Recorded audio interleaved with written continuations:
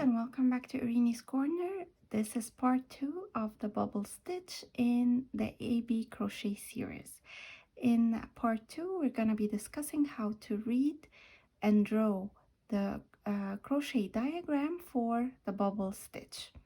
If you have missed part 1, you're going to find the link down in the description box for part 1 of the Bobble Stitch, and you will also find a link to the playlist of the AB Crochet series so you can see the previous tutorials that we have already posted.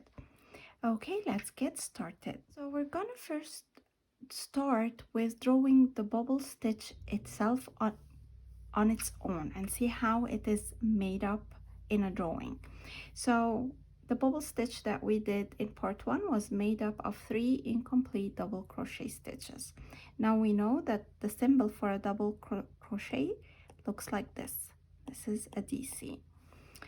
Okay, so if I want to make a bobble stitch, then I'm gonna draw the number of lines that makes up the stitch, which is 3 incomplete double crochet. So we're gonna add the lines here, and because they were all finished with one stitch, so they will look like this from the top side. So this is the bobble stitch made of 3 incomplete double crochet stitches. Now, depending on the pattern that you're reading, you may find that a bobble stitch has four or five incomplete double crochet stitches, but this is the one that I demonstrated or used in the sample that I did in part 1. Okay, so whenever we need to draw a bobble stitch, we're gonna draw this shape. So for the bobble stitch, we need an odd number of stitches. So I'm gonna start with 7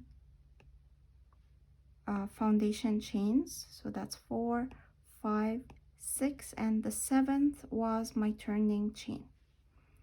All right, and then for the first row we did a row of single crochet. Now the symbol of single crochet is the cross sign. This is a single crochet. So on top of each stitch we're gonna draw a cross sign. That means that we're doing a single crochet into each of the chains below. Next we're gonna start row 2. So we're gonna write 2 here and start with a turning chain right here. Now in row 2 we started with a single crochet, so we're gonna repeat the cross on top of the first stitch, and then we started doing our bubble. So we're gonna draw a bubble on top of that next stitch. So here it is. Here's a straight line and 2 curved lines, and then the dashes right here. And then we kept repeating or we kept alternating the single crochet and the bubble stitch until we reached the last stitch.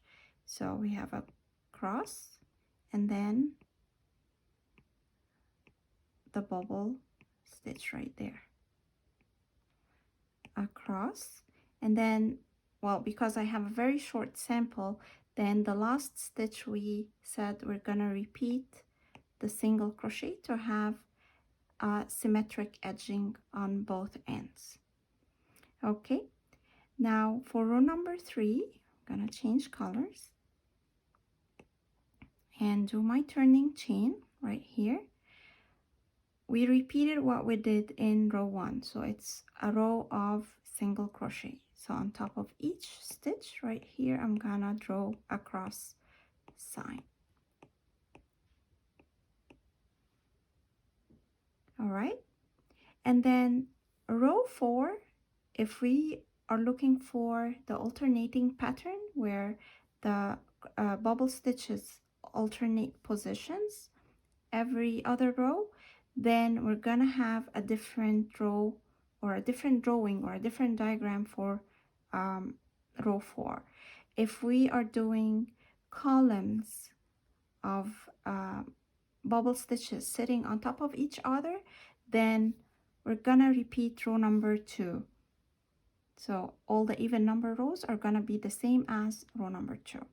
But let's see if we're doing the alternating pattern, what the diagram would look like. So we're gonna start row number 4 right here, and then we're gonna start with our turning chain, and again we're gonna start and end our edges with a single crochet. So here is my first single crochet on top of this single crochet. Now I'm alternating positions, so here I'm gonna repeat the single crochet, and then right here we're gonna have a bubble stitch sitting between these two. So we're gonna have to draw this one. Okay, and then we're gonna repeat the single crochet here, and then another bubble,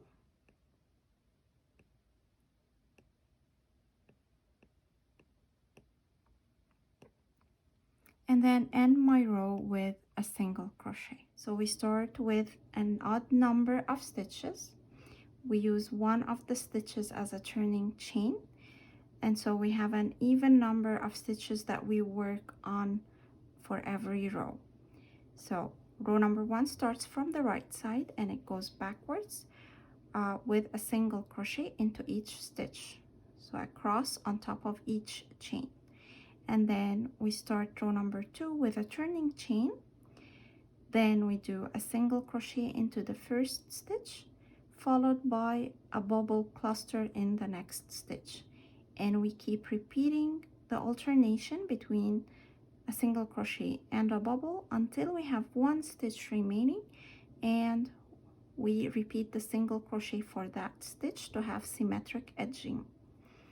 Then we start row number 3 from this side by a turning chain and then a single crochet on top of each stitch until we reach the end of the row, and then we do a turning chain for row 4.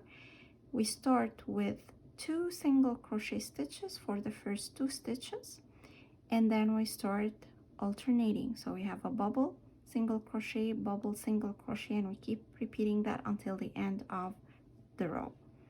So if we want our pattern to have alternating positions of bubble stitches every other row, then we keep repeating rows 1 to 4.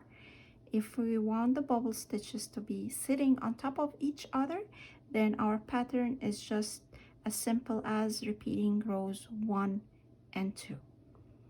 All right, and this is how our pattern is represented as a crochet diagram. If you like this tutorial, please give it a thumbs up, share it with your friends, and if you're new to the channel, please hit the subscribe button and activate the bell.